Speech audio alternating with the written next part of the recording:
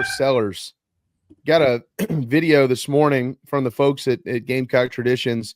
So he was scheduled to be there from 3 to 4:30 on Friday, but the line was so long. Remember, these are contracts now. John knows what we're talking about here. These are contracts. All right. This is what time you need to be here. This is everything that's in the contract. This is your end. This is our end. And Lenore Sellers broke his contract. He said, "There, all these kids, all these people have showed up to get my autograph. I'll stay till every damn one of them signed." So he stayed until about 6 o'clock that night and took every picture, signed every autograph. That tells you something there about the leader of the Carolina football team, Lenore Sellers. So congratulations to him and all those who now have a pretty neat signature on whatever it's on this holiday season. Merry Christmas, John Whittle. It's the busiest time of the year for you, isn't it? It's mainly busiest for Hale. But yes, it is certainly a busy time. Hale does a great job with all the recruiting stuff and with signing day being here and a lot of transfer portal recruiting about to get geared up. I keep him and his wife, especially the wonderful Katie, in my prayers, and now Evie too, little baby Evie.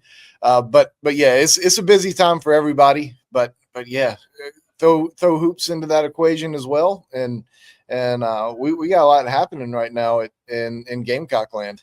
It is hard being in this industry when you have little kids. I've learned that, and so I know what the McGranahans are going through. We're praying for you, Hale. We're praying for you, buddy. Well, at least he's used to being up at all hours of the day. Well, that's a good point. That is true. Yeah. Good point. Yeah, that's a good point. John, we'll come back to the CFP field. Just curious on your thoughts on that and all that in just a little bit. But let's start with Dowell Loggins. The information now confirmed that he's headed to Boone. When that is, we don't really know. But what else have you learned here as it pertains to? We did touch on some of this in the opening segment. But what else have you learned about what South Carolina will be doing over the next couple of weeks to get ready for the bowl game against Illinois, which we're going to talk more about that here in just a minute, and the timeline in which Shane Beamer has to make a decision as to who will call plays in it? Yeah, the Dowell stuff seemed to come together pretty quickly up there at App. I thought it was just going to be Neil Brown. I keep wanting to call him Dave Neal. Dave Neal would not be a great head coach, I don't think. The old West Virginia head guy, I thought he would be headed to App, but obviously I was not correct in that. But yeah, certainly happy for Dowell. And I asked, Shane said yesterday on the bowl press conference with the Citrus Bowl that, he wasn't sure who was going to call the plays, and they figured out later. And so I kind of probed him a little bit last night at the South Carolina media press conference and said, well, whose decision is it? Is it going to be, is it Dowell's decision or is it your decision? And he said, well, it's kind of both. He said, I would like for him to stay and call plays. And his initial thought is to stay and call plays. And he likened it to Kirby Smart and Dan Lanning doing that for their respective teams before they took their respective head coaching positions. And Shane said he did it for the Big 12 championship game, which was a 2-week period. And, it's up for debate on whether it's right or wrong. But they've got some time to figure it out. And I don't know that it's going to be figured out until maybe this time next week. So the players have most of this week off, and, just to kind of rest up physically and mentally and go through exams and get the academic side of it taken care of. I think Dowell will figure out whether it's something he can handle or not here within the next week or so. And you've got a ready-made replacement there in Mike Shula if not. All right. How about the impact on the portal, both coming and going? Did Shane speak on that? As far as with Dowell? Yeah. What Dowell has, Shane didn't speak directly on it, but I don't think that's going to be a huge factor for anybody in their decisions. I mean, I know him and Lenoris are really tight and really good, but he's obviously not going to Appalachian State, And, then it comes down to, do you like South Carolina enough and trust Shane Beamer enough to hire an offensive coordinator who's going to be good for you? And I think that answer is a resounding yes. Mm-hmm. So, I don't expect Dowell to leaving to have any kind of significant impact on players wanting to come or go. All right, as opposed to previous OC openings at Carolina, we're in a little bit of a different world here, John. Carolina's 9-3. They tapped on the door of the CFP this year and didn't get in, but they are headed to Orlando to take on Illinois. They have a quarterback returning next season who will be on a lot of Heisman Trophy lists. We confirmed that with our betting guy last week. Vegas will have his name on the list. One of the best players in the country down the stretch here. And Shane Beamer has now proven through 4 years he can win. So what do you think that means? Obviously, you mentioned Mike Shula, and I just for what it's worth, based on the early information and understanding who Mike Shula is, how long he's been around, who he's coached, et cetera, I think Mike Shula has an excellent shot, if he wants it, to be the offensive coordinator at South Carolina, right? But at the same time, Shane's job is to do his due diligence.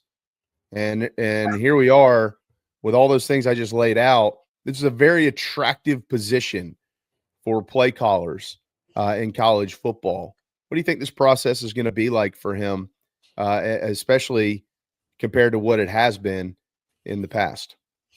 Yeah, I mean, there's some folks out there saying, let Mike take over right now and audition for the job. I mean, I'm fine with Mike Shula taking over now. I don't really know that he needs to audition for the job. I mean, he's been here. He's been an offensive coordinator before. He's called plays before, and a lot. So a lot. So I don't think that he necessarily needs to try out for the gig. Shane should know whether he wants him or not, and Shane should be able to decipher pretty quickly, I think, who's out there and who might want to come to South Carolina and what he thinks of those guys. So, I think Shane just needs to figure out what's best for the program in the future, not necessarily audition Mike Shula for the job. He should know what he has right now. And I think it's certainly, as you meant, is for the reasons you mentioned, got to be a very attractive position headlined by Lenora Sellers, but you also bring back some wide receivers. You got a couple of guys in the running back room who have been good. You're obviously losing Rocket. You're losing 3 of your starting offensive linemen, but you've recruited extraordinarily well at that position too. So, I think there's a lot about, South Carolina that's very attractive, to include just the positive momentum and mojo around the program right now. All right, to the game here. It is portal season. I believe Nick Elksnis hopped in this morning. And for those keeping track, that's like 48 tight ends and then some other players. I'm just kidding. I do think 3 tight ends. I know Connor Cox, Reed McKeska jumped in a few days ago, and now Elksnis is in there. DeBron Gatling entered yesterday. CJ Adams, wide receiver, entered a few days back. The running back DJ Braswell is in the portal. Wideout Tyshawn Russell is in the portal. Mokaba, Jamal Weiss. I feel like I'm missing somebody. Who am I missing, John? You just rattled off a whole lot of names. I wasn't keeping track of them all. Yeah. If you're missing somebody, it's okay. No disrespect intended to anybody who's gone in, but none of the names who have gone in have really made a significant impact. You can flash back to Bengali Kamara, who left in the middle of the season. He played more productive snaps than any of the guys who have transferred. So, not to say that none of the guys who have left were going to be good players here, or were not going to be good players here, or won't be good somewhere else going forward. But at the same time, I don't look at any of these guys and circle them and say, "Oh man, South Carolina's really lost a bad one here." So that's a bit, Caldwell, Elijah Caldwell got in. Yeah, he's in there. He's in there. Okay, so those guys will do their thing. We'll see. I'm sure there's going to be more names that come up. I haven't necessarily heard anything, John, but as it pertains to the bowl game itself, what do you think about it? Illinois, Carolina's a 10.5-point favorite. Haven't been down there in a while. Last 2 times they've gone down, they've won, beating Nebraska and Wisconsin in those Capital One Bowls under Coach Spurrier. And they were chosen over a couple of other programs that the committee really didn't want to rank them ahead of because of head-to-head matchups. Yeah, I mean, Shane said it last night, and I completely agree. The Citrus Bowl chose South Carolina. Like the Citrus Bowl has complete control of who they pick from the SEC, and they showed that this year.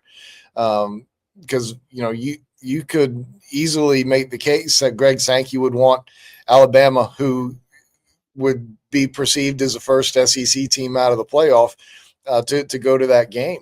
And that's not who's going to that game. It's South Carolina. Citrus has control over who they pick. The next 6 bowls are assigned by the league office. So the fact that the Citrus picked South Carolina, I think speaks volumes about, the positive momentum behind the program right now, and what the bowl thinks about the Gamecocks and the team this year. I think it also, I think they also know that Lenore Sellers is going to be playing, and Jalen Milroe and Jackson Dart probably wouldn't be playing for their respective teams, so that's probably taken into consideration some as well. But I mean, Illinois is not a sexy team to go up against. Like, so many people were excited about that Gator Bowl, not because it was the Gator Bowl, but because South Carolina was playing Notre Dame.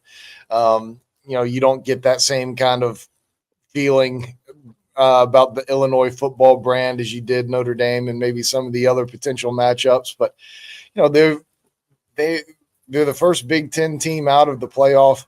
Brett Bielema was trying to politic his way into a playoff berth. I don't know if you saw, I'm sure some folks did, him and Lane Kiffin going back and forth last week comparing resumes.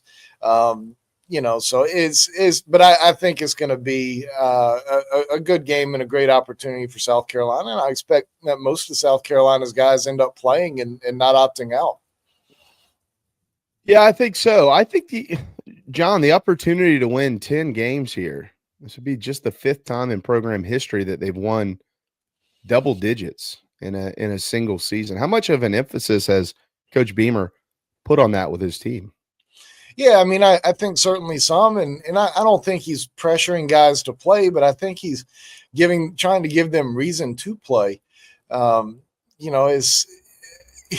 It's an old school way of thinking, but you get one more game with a team that you've invested basically all of your waking hours with since school got back in January. Like, some guys, and I think most people at this point in time respect this line of thinking. Some guys just think, I don't want to get hurt. And, I'm looking more towards the future than the bowl game. And, fans are throwing around meaningless bowl game now more than ever, and shouldn't be, but that's another discussion for another day. But, these players who go through all of what they go through from January until now, a lot of these guys, I think, still want to have one more chance to go out there and play one more game. So, that's not always the case. I mean, we saw it with Florida State last year. I mean, that was a team that was in a completely different circumstance as South Carolina, but Georgia was in a very similar circumstance to Florida State, and all of their guys who were healthy played. So, I think South Carolina is going to be much more towards the Georgia side of things last year than the Florida State side of things last year. I think there will certainly be a couple of guys who sit out for reasons, but I don't think most of them will. Have you had a chance to look into Illinois much? A little bit, mainly surface level stuff. I mean, I do know that one of their top players has already opted out. Their all conference wide receiver, Pat Bryant, He was he was second in the league in receiving yards, was almost at 1,000. Was first in the league in receiving touchdowns. But he announced that he's sitting out and going into the NFL draft. Their offensive line is, as you would expect under Brett Bielema, is really good. They had 4 full-time starters this year. Every single one of them earned some type of all-conference honors, whether it was second team, third team, or honorable mention. I mean, that certainly is a pretty ringing endorsement for that group of guys. They're really balanced in the running back room. They have 3 guys who share carries. But their quarterback is Luke Altmaier, who started his career at Ole Miss. He threw for over 200 yards a game, 211 yards a game, I think. Completed over 60% of his passes. I was reading up on him a little bit, and Dan Lanning, Oregon's head coach, mentioned that he's an athletic dude who can run and beat you with his legs too. But said that he does a really good job of making plays with his feet as well as his arm. So he's somebody that South Carolina will have seen guys like over the course of the year. South Carolina's played a lot of guys who are dual threat and have had pretty good success, to be honest. It's a suspect defensive side of the football too. They've had some interesting weeks, especially down the stretch. The one that stands out more than any, if you happen to glance at their schedule this week, they beat Purdue in overtime, 50-49. Purdue is terrible. So that would have been a black eye of all black eyes. That alone might almost disqualify you from anything having to do with playoff conversation. Justin Stepp will get a chance to. You certainly aren't wrong in that. That was back in early October, if I'm remembering right. And they played a little bit better down the stretch, but you're exactly right. I mean, they lost their ranked games, and they got pushed to overtime by Purdue.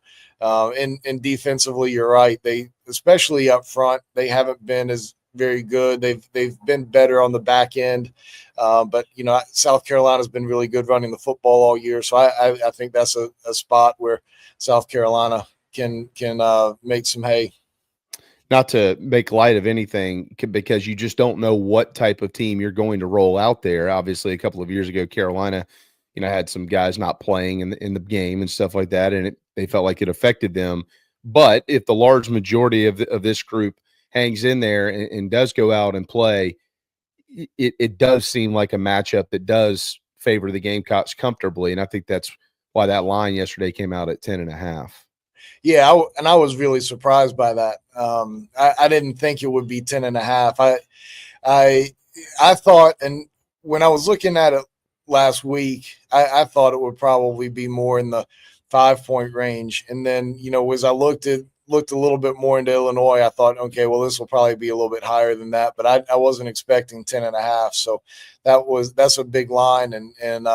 But yeah, I mean, I think that after doing a little bit more looking into Illinois beyond just rankings, I think that 10.5 might be about fair. And as you said, it depends on certainly who plays for South Carolina, and Illinois' best player having already opted out certainly is a detriment to them and their offense.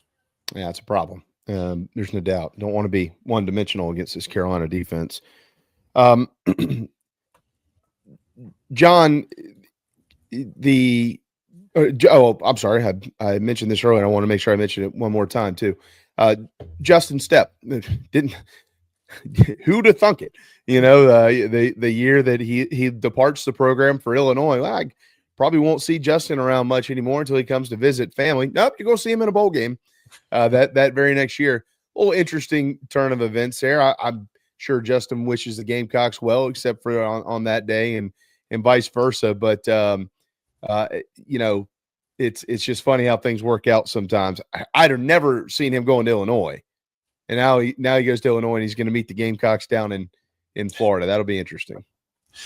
Yeah, for sure, for sure. And you know, he's has spoken very passionately about this program and what it means to him. And obviously, it I mean, the timing apparently wasn't great and not the right situation for him to stay here at this point in time. But you know, those words that he spoke at that time, I don't think have changed in terms of, you know, what South Carolina means to him. It certainly doesn't negate all of his actions growing up, coming over to South Carolina for games and cheering for the Gamecocks. So, you know, I think I certainly think that he looks back probably pretty fondly still on South Carolina, and I'm sure he wishes nothing but good things for the Gamecocks in general, apart from this game. So, you know, but the wide receiver room has certainly changed in changing a good bit. A lot of those guys you listed earlier who are in the transfer portal or wide receivers. So,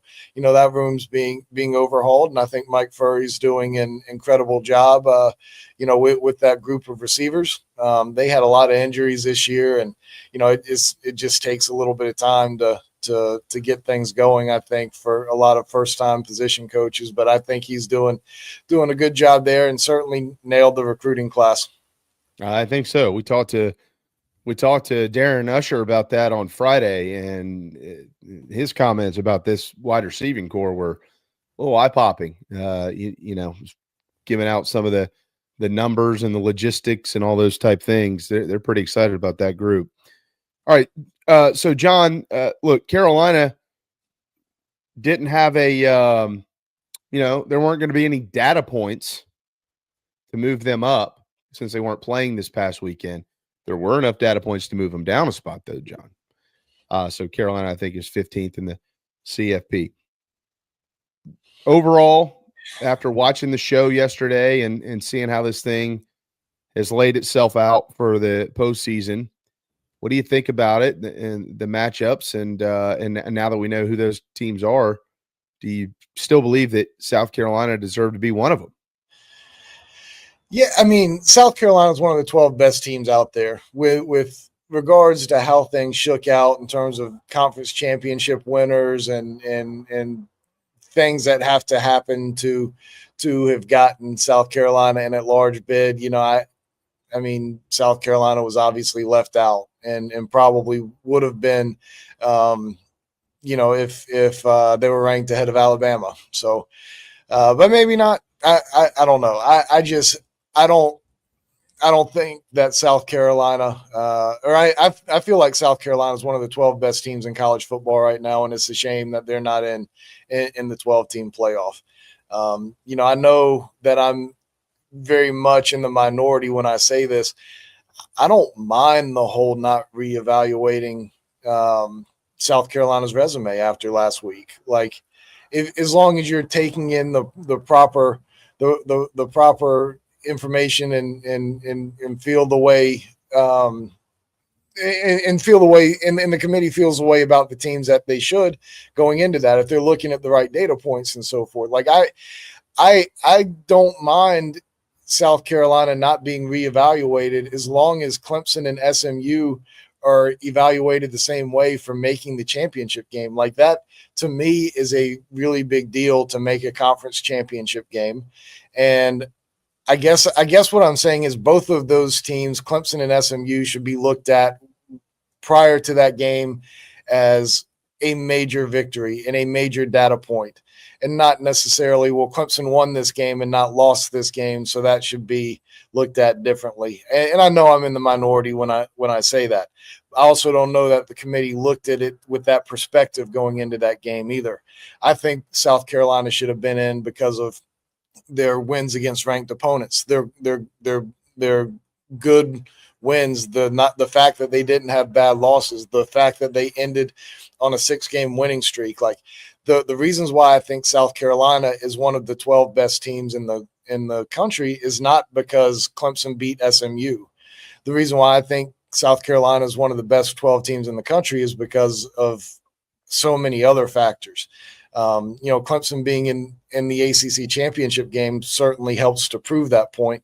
I don't know that, or at least for me, Clemson beating SMU doesn't necessarily mean it one way or the other. But you're looking at a system that has automatic qualifiers from conference championship games, and that's just part of it.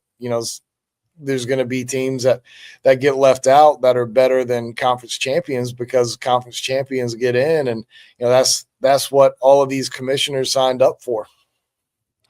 I think Nick Saban yesterday, naturally, like always, had the most thought out comments of anybody. And aside from the fact that Herb Street listened to Booger McFarland say say one thing and was like, I'm not really sure what you're talking about here. So good for Kirk on doing that. Saban said this has nothing to do with whether are you going to be punished for losing a conference championship game. You rewarded yourself to get in, and now you're being punished if you lose. It has everything to do with should you have been ranked that high to begin with, period. And I think, that's where everybody gets lost in all this, John, is we get to the very end of this thing and we're arguing about things that we shouldn't even be having the conversation about because you shouldn't even be in that position. It's like the kid in high school who gets in trouble because he was riding with the dude in the car who was smoking weed. You remember those days? I mean, not me or you maybe, but you knew people that happened to, right? Sure. What happened to Frank? Well, Frank hadn't allowed out of his house for about a month. Well, why not? We got popped with John, another John, who was riding around smoking dope. Well, he wasn't. Yeah, but he was in the car. He shouldn't have been there in the first place. That old motto, right? That's what your parents tell you. And I think that that's kind of where some of this is with SMU. I think I agreed 100% with Coach Saban yesterday. And I'll go back to something that I said last week and for the weeks prior. That I think that they need to start the process in week 3. If at the end of the year, if the result is the same, that's okay, as long as there's enough transparency where people can trust it. But you don't have anything to follow along with until they throw this stuff out there in November. And by that time, unless one team tanks, there isn't enough to move them. So if you have to follow along for the previous 6 or 7 weeks until you get to that 10th week, then there's going to create another angle to be able to view this thing, John. And I'm not saying it'll change necessarily any of the results. Maybe it will, maybe it won't, but it'll at least provide enough transparency where we will all be able to trust this a little bit more, because I think that the committee is lacking the public's trust right now. Well, I totally respect that line of thinking, and I can in a perfect world, that's what it would be, that the world and the fans trust the line of thinking of the committee. I didn't think I would ever say this, but I don't think I could be I don't think I could disagree with Nick Saban even more. Okay. I would do the exact opposite.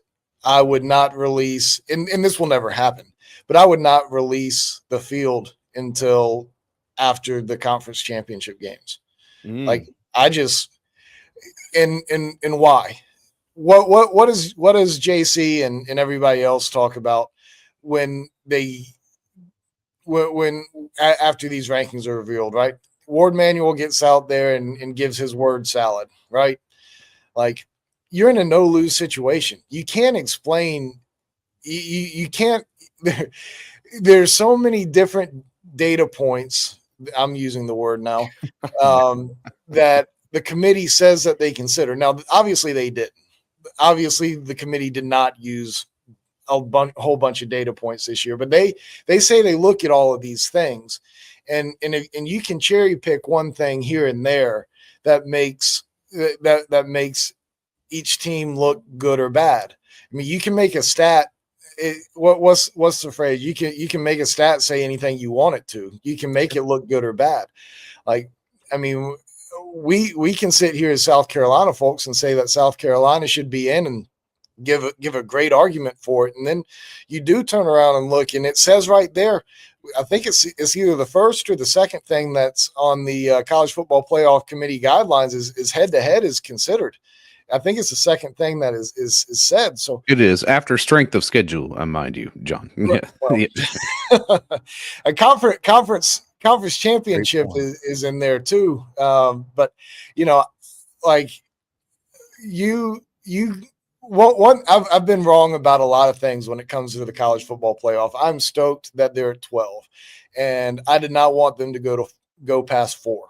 So I'm completely wrong in that. But one thing I was right about is, you're not going to quiet the teams who feel like they should be in a playoff because you've expanded it. Like we've had so many debates about, whether 5 should be in or 6 should be in. All you're doing is opening the door for more teams to gripe about not making the playoff. And, there's so many different things and so many different ways you can look at it that it's not going to be uniform. And it's certainly not going to be uniform from year to year. I can't imagine having to listen to Ward Manual or any suit that they put in front of us over the next few years, trying to explain things from week 3 to week 15. That would be awful. That would be awful. You know what? If you're going to do it this way, which I don't think you should have a committee in general, that can be another conversation for another day. I think you just need to bring back either the BCS rankings or revamp the BCS rankings to how with tweaks for what football is now. But if you have a committee, trot them out there like they do the NCAA basketball committee chair after the fact. And they're not going to do that because they want the ratings and they want the hype and they want everything that goes into this and these 20-minute discussions about it. So that's not going to happen. But I think you start trying to dissect every single move up and down for every week, and you just can't. It's just not going to work. Well, John, none of us have the answer. That's for sure.